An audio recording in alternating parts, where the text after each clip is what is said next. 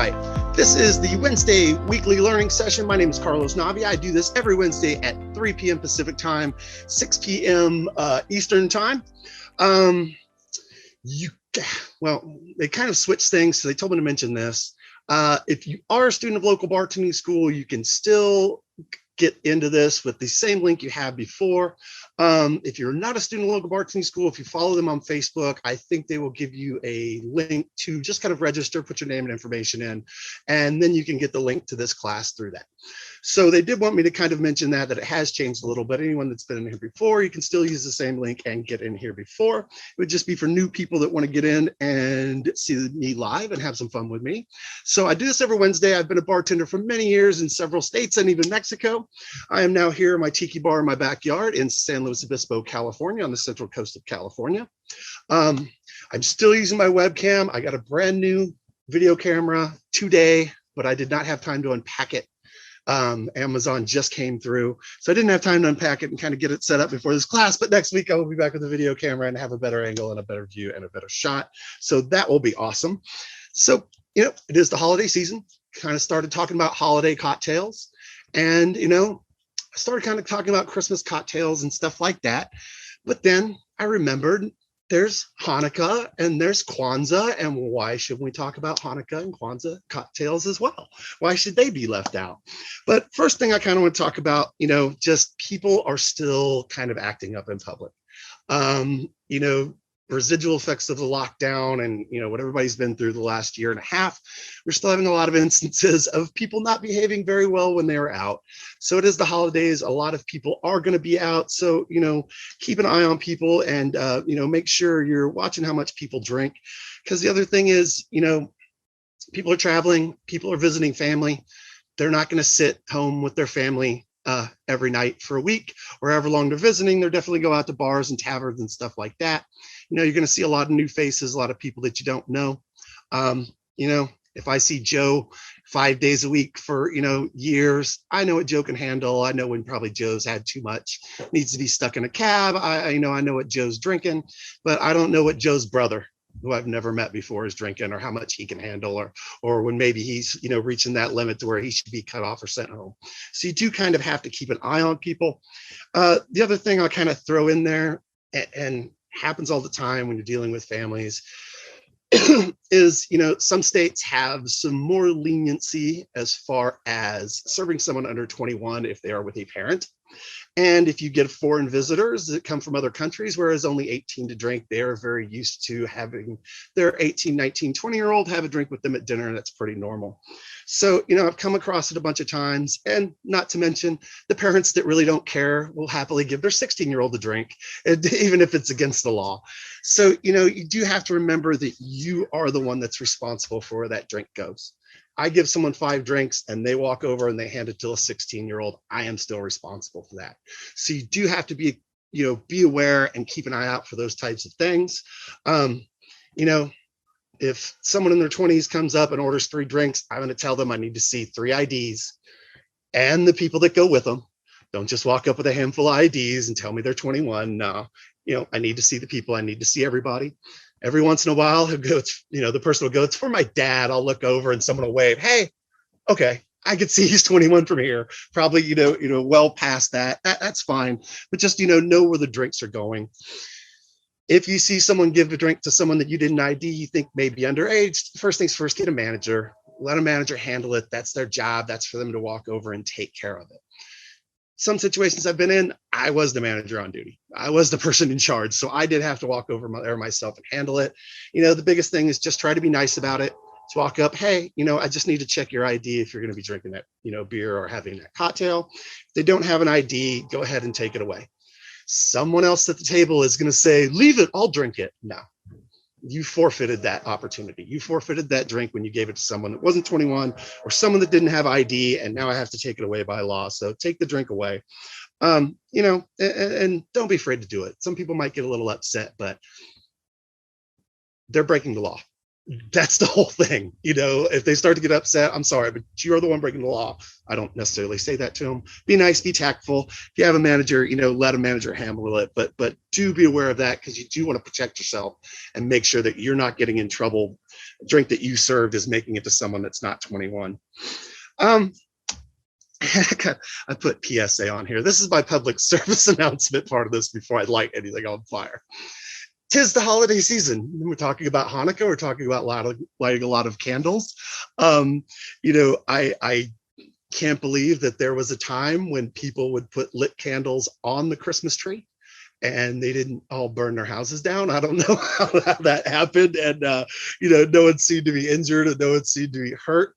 But, during Tales of the Cocktail this year, which I talk about sometimes, you can always go to talesofthecocktail.org and be a part of their newsletter. It is 100% free.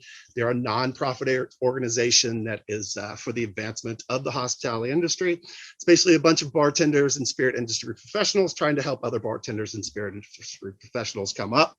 But one of the topics that someone posted this year was, do you blow out drinks before you serve them to a patron? And the first response basically nailed it right on the head. The first response was, if you're smart, you do. And that is true. If you're smart, you do. So do be careful. If you're playing with anything with fire, you're doing anything that concerns fire, because it can get out of control real quick. I live in California where, we have a fire season. It's not, will we have fires? It's how bad will they be? There's a Netflix video, if anybody watches it, about the Paradise Fire that was here a couple of years ago. Crazy movie, because people have a lot of iPhone footage from right there in the point of the fire. So it's pretty nuts, kind of scary to watch. But, be careful, if you're doing anything with fire, working with anything with fire, blow it out before you give it to a customer. That's I think the most important thing. So I believe going to light something on fire. The wind seems to be permitting, so we might give this a go at the end here of actually doing a flaming Dr. Pepper. Now, if you're not familiar with the flaming Dr. Pepper, half a glass of just regular beer, take a shot glass, fill it almost to the top with amaretto, and top it off with a little 151 rum. Now, Bacardi no longer makes 151. And I think there were some lawsuits. I think they had some issues. I can remember a movie from the 80s. I believe it was Revenge of the Nerds. You could put 151 in your mouth and spray it into a lighter, make a fireball. That movie came out. People kept doing that at house parties, catching the curtains on fire, burning houses down. So I think they just got, sick of their name being associated with it. Other companies do make it. I was able to find some Gosling's 151 Black Seal rum here today, which is what we're going to use here in just a minute. But, put a little 151, light it on fire, drop it in. It tastes like Dr. Pepper. If you don't light it on fire, it doesn't taste like Dr. Pepper. I've tried it both ways. Something to do with the chemical reaction of the flame. I'm not a scientist. I cannot explain all that. However, I can tell you this. All right, so I got two stories for this. Got a little brother, bless his heart, love to talk about him. He went to culinary school in Scottsdale, where I used to bartend at a sports bar I talk about sometimes. In our kitchen was a center island that was the bar. Beneath it was nothing but glassware and bottles. We would stand around, make cocktails, have cocktails.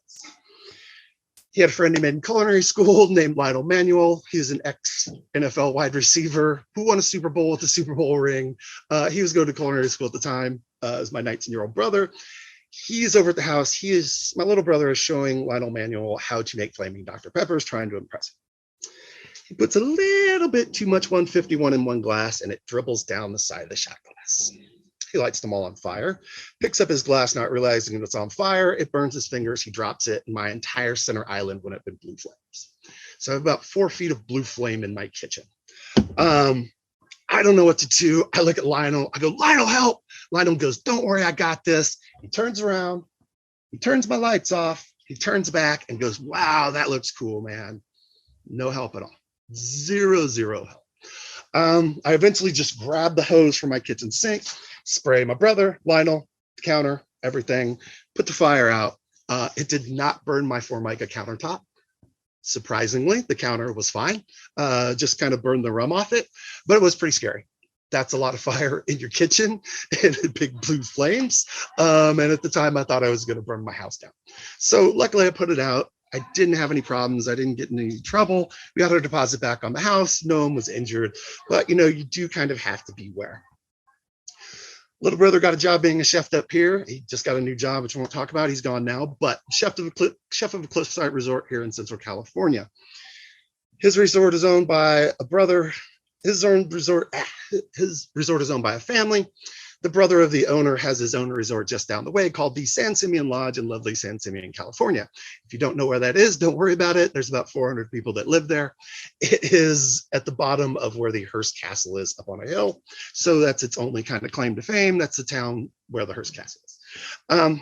At the San Simeon Lodge, a gentleman was drunk. And that's kind of the first part of the story is they probably shouldn't have been serving this guy in the first place. And I think that's where they really went wrong, because this guy should have been cut off. They should have told him to go back to his room and sleep it off. And that was kind of where they messed up at first. He's really drunk. He's hammered. He comes up to the bar. He orders a flaming Dr. Pepper. Bartender gives him half a glass of draft beer, gives him a shot, lights the shot on fire. The guy picks up the shot and tries to drink it, thus burning his face up and scarring him horribly. So they will never, ever serve another flaming drink at the San Simeon Lodge because of that. And, you know, it's just kind of a warning tale. I really thought that it was an urban legend when I first got here and heard the story, but did some research, found out through my little brother's ties, the other hotel, that it is not. It is an actual true story, and it happened. In that post I was talking about, Tales of the Cocktail, I happened to mention that, and I got a lot of responses from around the world with other people that had very, very similar stories to that. The same thing happening. Someone tries to drink it while it's on fire, either the drink itself or the shot tries to drink it while it's on fire and ends up burning their face up. So please be careful if you're dealing with fire, if you're doing anything with fire, just know to be careful. And, you know, you can put the, should be able to, we're going to try it here in a second, should be able to put it out with just a wave of your hand. I don't have to hot breath on it like I'm blowing out a birthday cake or anything that, but you can kind of put the flame out before you serve it to someone. So I was thinking about holiday cocktails, and I was thinking about, you know, Kwanzaa, Hanukkah, some of the other holidays. We'll talk a little more about Christmas cocktails next week. Still got one Wednesday in here before Christmas. So Manischewitz, I guess that's your go-to, you know, Jewish cocktail right there, Manischewitz wine. But I saw another one that I thought was cool, so we'll give this one a try. Gonna grab my martini glass. I'm not gonna chill it. I'm just gonna go ahead and leave it like that because I want to kind of be able to see through it a little here if I get a little bit of the effect I want. They called this one, I got notes here, the Hanukkah Gelt cocktail. Gelt, G-E-L-T. So I'd heard this before, and I thought I knew what it was, but I Googled it just to kind of make sure. At holiday, at Hanukkah, they give the children coins, and they used to be little gold coins. Now they give them gold-wrapped coins filled with chocolate. That is their Gelt, so it's gold. So to make this, I'm going to grab my handy-dandy mixer over here. I'm going to grab some ice over here, and try not to break the other glass where I'm going to use. I'm going to fill it just about 2/3 of the way, not too full there. Make sure I can lock my tip in. All right. So what's said to use is potato vodka, you know, something like Chopin that I have here, or Blue Ice is another popular one that I see around a lot. You know, they definitely do have a different taste than your regular wheat vodkas or grain vodkas or even Tito's. It's a corn vodka. So we've got something here, and this is just water that I'm using for these. I do have some real booze here in a minute. We'll actually do a couple with real booze as well. So I'm going to go ahead and do 2 ounces of what would be my potato vodka in there like that.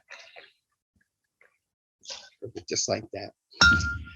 And so some chocolate liqueur, you know, if you had some Godiva or something like that, you could use that. But some creme de cacao will work just fine. You know, if you wanted to do some light or some dark, depending on if you wanted to put a little color into it. I'm going to say that this is our light creme de cacao, and turn the pour spout the right way, and put about a 1/2 ounce of that in just like that right there. So going to put this in, lock it up, start to shake it. Now the Gelt here, the gold, that they want to use for this cocktail is Goldschlager. If you're not familiar with Goldschlager, it is cinnamon schnapps with little flakes of gold in there. So I have tried to replicate a little bit of Goldschlager here with some cut up pieces of tinfoil that are going to give me the effect of the little flakes of gold in there. I don't know if a lot of places really have it anymore. I know in the 90s, it was a really, really big thing. We used to drink a lot of it. And I don't want to get graphic, but you will find pieces of gold the next day if you drink enough of it and you forget, oh, I was drinking Goldschlager last night. So that's what I've done to replicate my Goldschlager here. So I'm just going to take my glass. And that's the thing with Goldschlager too. A lot of times people will keep it in the cooler. It will be cold, so it will be kind of syrupy, but the gold all settles to the bottom. People order Goldschlager, shake up the bottle. So you just get the gold mixed up and it gets in there. If they want flakes of gold in their drink, give them the flakes of gold in their drink. Just make sure you stir it up. So I'm going to stir it up a little. So I try to get some of these flakes out. We're going to do about a ½ ounce of my flaky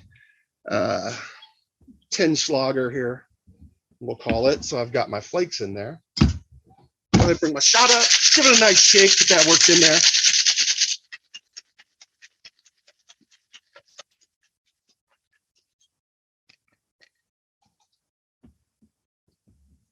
Give it just a little more shake, get a little more worked up. It is icy cold out here.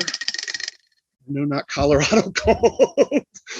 But at least the summertime where stuff melts a little. I'm just going to put a little more in here because I know this is going to need just a touch more. All right. There we go. All right. So I'd have my vodka, my chocolate liqueur here. Just pour it into my glass with my Goldschlager, with my gold flakes.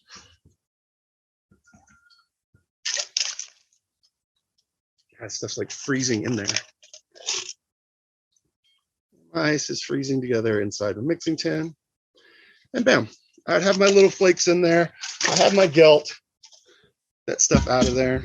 And we have our Hanukkah Gelt cocktail martini there. And I've got my little floaties there of my metallic stuff in there. So I like that one a lot. I thought that one was good. This one, I like the way they presented this one. So we'll try this one as well. This is a drink that's been around a long time, and I'm surprised it's not used more because I think it's a really cool cocktail and it's really, really easy to make, and it's electric lemonade. And it's just a blue, kind of green, blue aqua colored lemonade.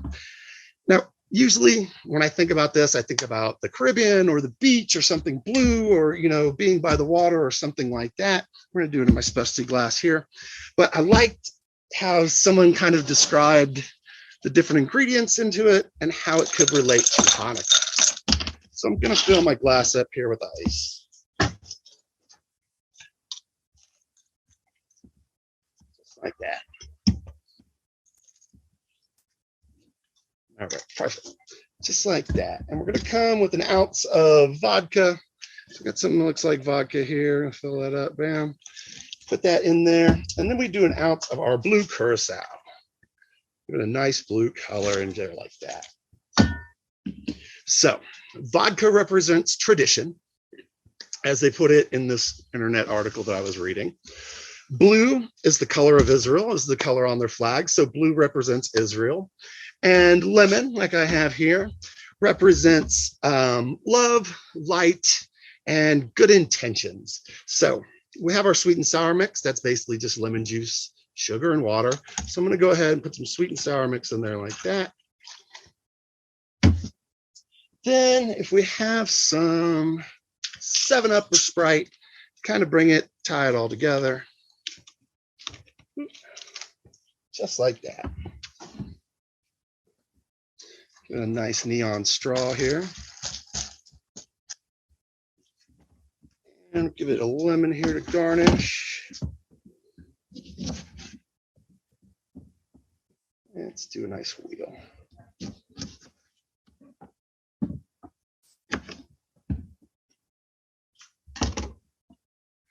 Here. And, we'll throw a cherry in there as well, give it some nice color. Do I have any left that I can reach? There we go. Perfect. Just like that. So, vodka for tradition.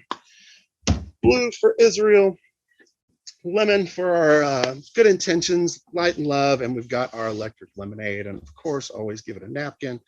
There we go. Beautiful, nice cocktail, perfect for Hanukkah. Okay, I'm gonna get to this one in a second, but I haven't talked about a Kwanzaa cocktail.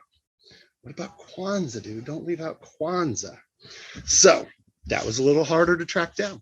That was a little harder to find something that was going to represent Kwanzaa, but I have done it, and it's a good old classic cocktail, the Stinger. Stinger's made with brandy and creme de menthe. Lost my train of thought. You can make it with green creme de menthe, which makes it a green Stinger, which I've seen and done before. It was invented by an African-American bartender named Tom Bullock. So that's how we're tying it into Kwanzaa, or how I was able to tie it into Kwanzaa. Invented probably about the turn of the century. It first came out in his book called The Ideal Bartender in 1917, the recipe for the Stinger. So that is going to be our Kwanzaa cocktail. So let's give a Stinger a go. So I'm gonna grab my mixing tin. I feel like my hands are freezing on me today. There's ice in there. So if we had, this can represent our brandy or cognac.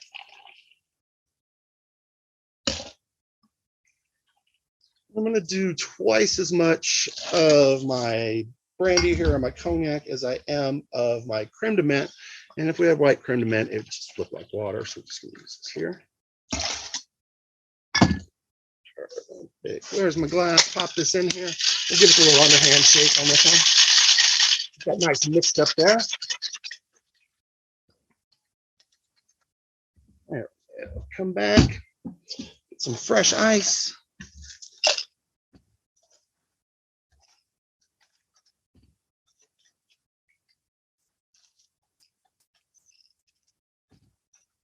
Go. And strain it over some fresh ice like that. A couple straws in there. Give me a nice napkin. And I'm going to throw a little mint sprig in there as well as a little garnish, just like that.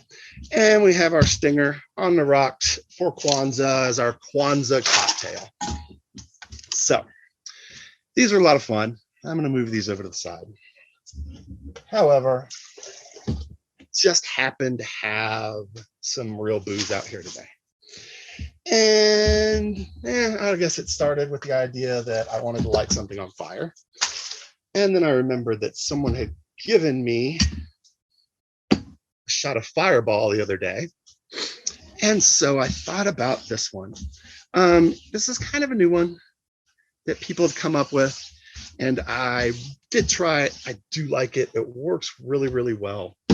And that is, I guess it could be as a drink, but I've seen it as a shot. We're going to kind of make it a shot here, is Cinnamon Toast Crunch. So really simply here, I have my ranchata. Ranchata is rum with horchata. If you're not familiar with horchata, it is a Mexican rice milk drink. I'm not a huge fan of it, but I've had some good ones. I've had some bad ones. So this is a pretty recent, sorry, reading it. This is a pretty recent, liqueur that's come out. You're starting to see a lot around, see it in different places. So we've got our ranchata. And if we just do equal parts, where's the shot of Fireball someone gave me?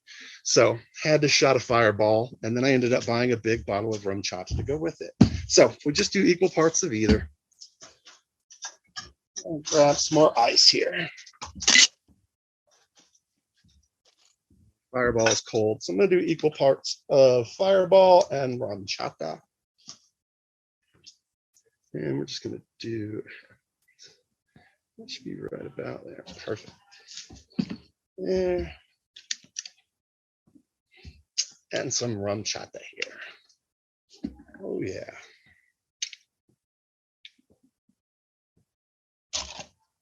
So I didn't ounce and half to my. There we go.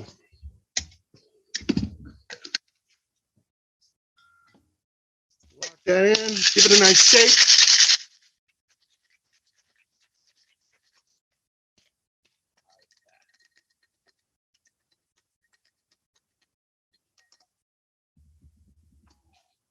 And we're straining it out here into our shot glass. Perfect for holiday time. Nice little shot. You can really just sip on it though.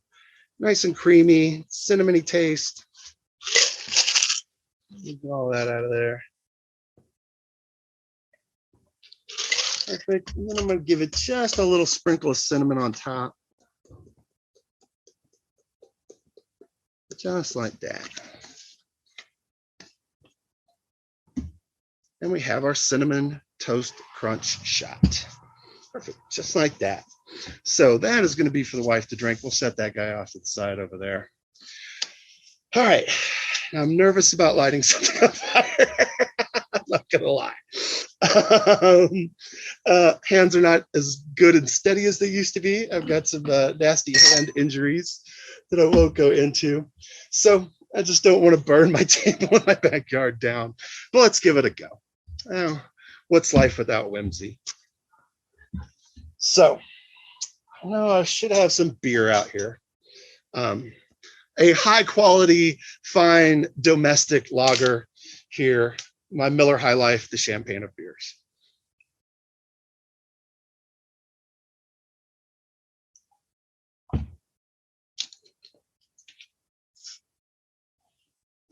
All right, so I've got my shot.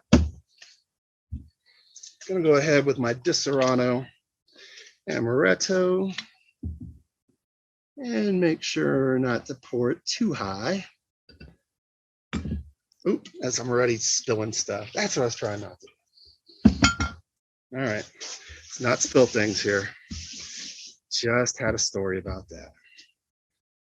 All right, this is a Tequila Rose shot glass. Just curiously, if you're not familiar with that, it is a creamy strawberry tequila liqueur. It's some of the folks that come over like to drink here. All right, so I've got my 151.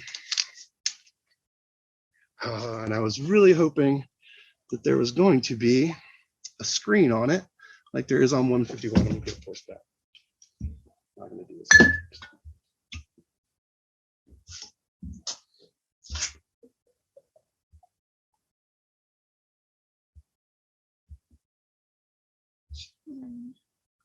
There we go. Yeah. All right.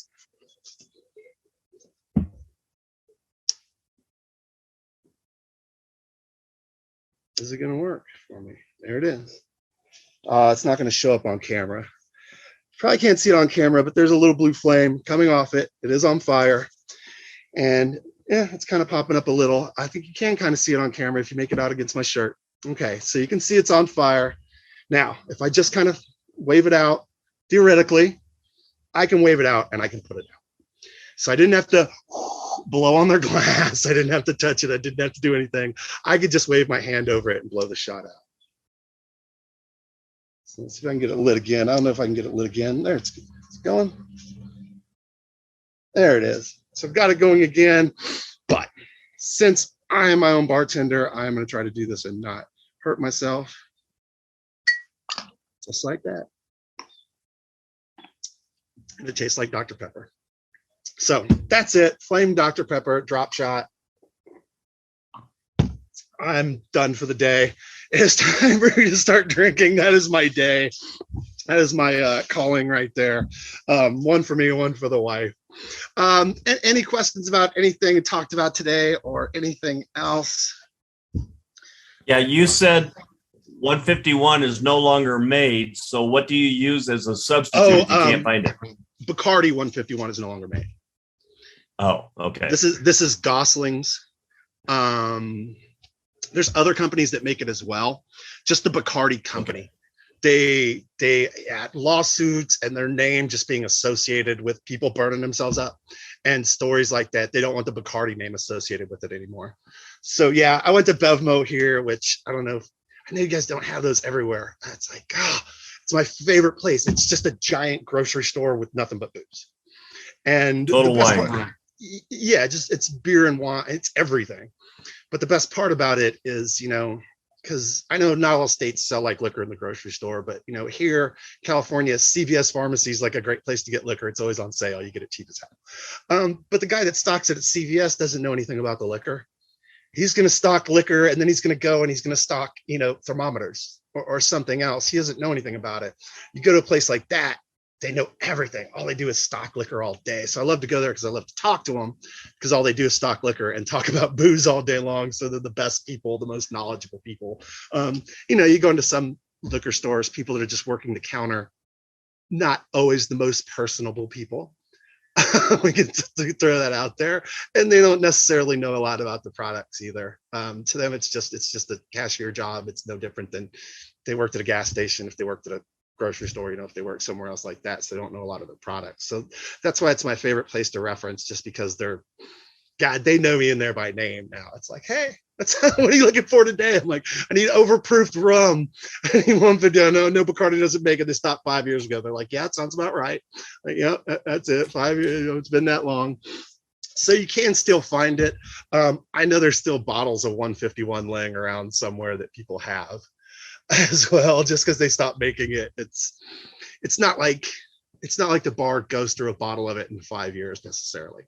You're not using it for a lot of things. It sits for a long time. So I'm sure there are still places, probably places I worked at here, that are still sitting on several bottles of it, because they had 3 or 4 backups, and that's going to last them a decade.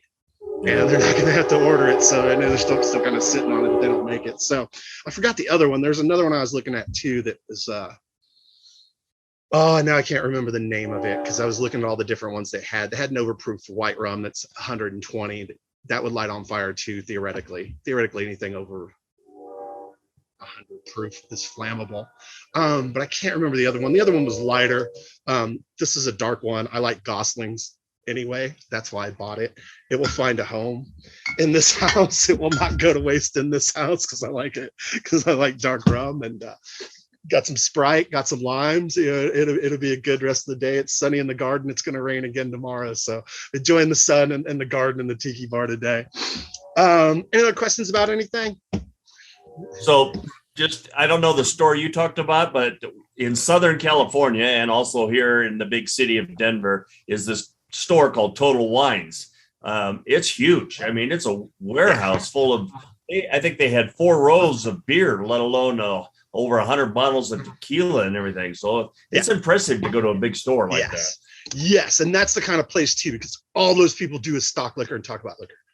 And they're really great to ask questions too about different stuff, because they see everything. They see all the new stuff that's coming in. And that's one of the things, because I've been getting surgery, so I haven't been behind a bar in almost 2 years. God, has it been 2 years? Anyway, except my tiki bar. Every time a distributor comes by, it's what's new. What do you got? What do I not know about? And they were always telling you, hey, this is the new thing, giving you samples of stuff. You're always finding out, what's new, what's coming out. So now they're my connection. Hey guys, what's new? Anything new? You guys see anything recently? Any new mezcals? You guys get in recently or something like that. And they're super nice about it. I mean, all I do is talk booze all day. I'm sure there's worse jobs, but I think as kind of gets my point, if we can get around it. But like, when I do in persons, I like to take the person, like when I do in person classes with people, I like to take the person to Bevmo and just walk around and look at the bottles. It's a great opportunity, if you have something like that in your town, to go around and just walk through, look at the bottles. You can look at the bottle, you can see what it looks like. You can read the back, get the story of it, find out a little something about it.